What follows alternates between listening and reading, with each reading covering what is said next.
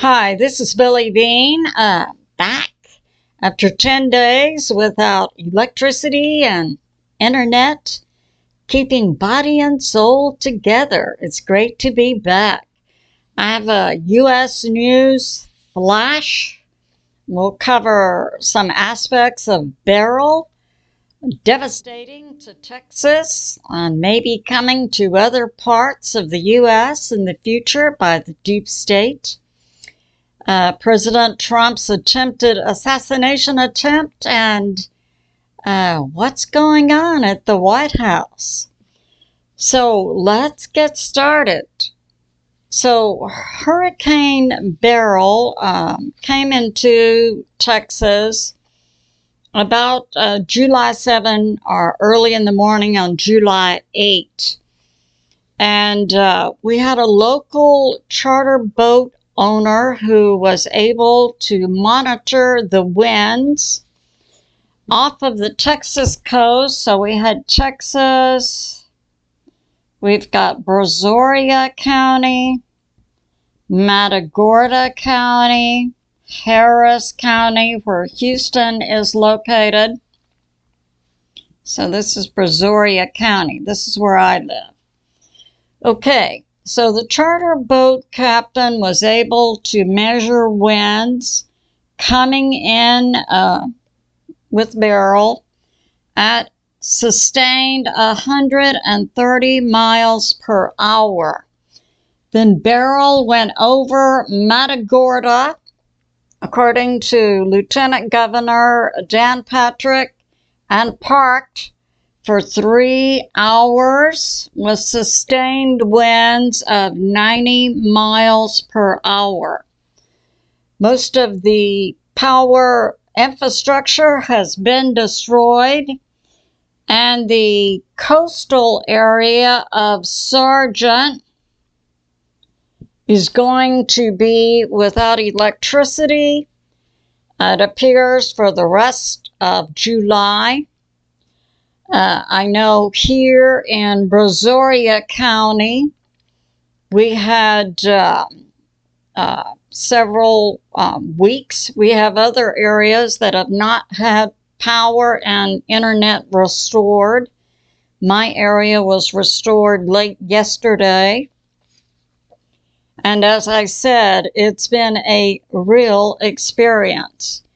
But Matagorda, for some reason, was targeted. I'm sure I'll be bringing out more information in the future. Harris County was also hit hard right after the hurricane came in. They had backups at their ER for 3 hours. 3 hours waiting just to unload patients from ambulances. Lieutenant Dan Patrick, functioning as the acting governor because Governor Abbott was in Asia for an economic summit. Yeah, bring that money to Texas. And then Lieutenant Governor Dan Patrick then made arrangements for an additional 25 ambulances to be sent to Houston. So this whole part of Texas is recovering. And as I said, I'll be bringing out more information in the future because I believe we were targeted. Okay, now we're going to talk about that attempted assassination attempt on President Trump and what's going on with that. Now, it's coming out, so I'm just doing a rough drawing. This is not representative of spaces, but President Trump was here in front of a stadium of people. There were several buildings adjacent to where he was positioned. Information is coming out that I'm not sure who would have made the decision.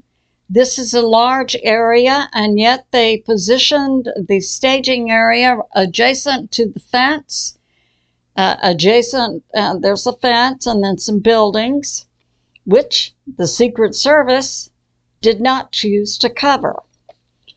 There were Secret Service there, of course. There was Pennsylvania State, and it's most likely a Pennsylvania State sniper took out the shooter. There was the local Butler, Pennsylvania police.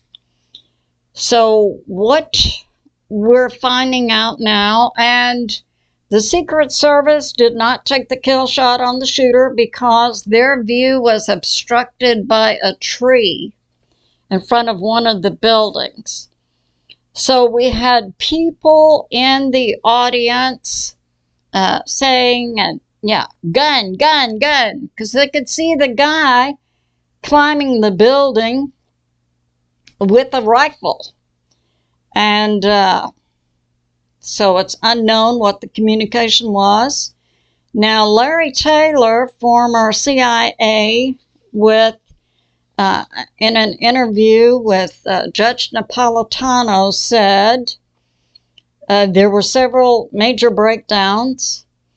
Apparently, the Secret Service did not have a point person with the local and state police, you know, someone to whom information would come and then they would give that information to the Secret Service. So no line of communication. And so when people began to make warnings, people were, there was no way of effectively getting it to the Secret Service. Now, just before the shooting occurred, there were people in the audience saying, shooter, on the roof, shooter. Dan Bongino, former Secret Service, said this most likely rushed the shooter, and we had new information coming out from BLANCORINO, who interviewed a Army sniper this morning on his show, that also, in addition to people yelling in the crowd, you know, something like shooter on the roof, was that there was a local Butler, Pennsylvania police officer trying to climb on the roof. He was hoisted up by another police officer. He got to the edge. He saw the shooter. The shooter then pointed the gun at him, at which time he lost his hold on the edge of the building, fell down. Then the shooter commenced shooting. Now, Kimberly Cheadle, head of the Secret Service, said that Secret Service didn't secure these buildings because they were too steep and too dangerous for the Secret Service to climb on. And yet, just yesterday, reported by Hal Turner, the FBI was on top of this steep roof with fire hoses washing down the crime scene. So that happened. We see possible collusion, don't we, among agencies? So yeah, that went on. Now, so we have this. Pastor Jack Hibbs in his Sunday sermon brought out a lot of information about the shooting that took place on Saturday. Pastor Jack Hibbs had been in the White House leading prayers with other pastors and ministers during President Trump's first term. I submit Pastor Jack Hibbs most likely had a lot of good information. And Pastor Jack Hibbs brought this out, that it was to have been a kill shot to President Trump going through his temple and then dropping down. So in the temple, drop down across the brain, kill shot.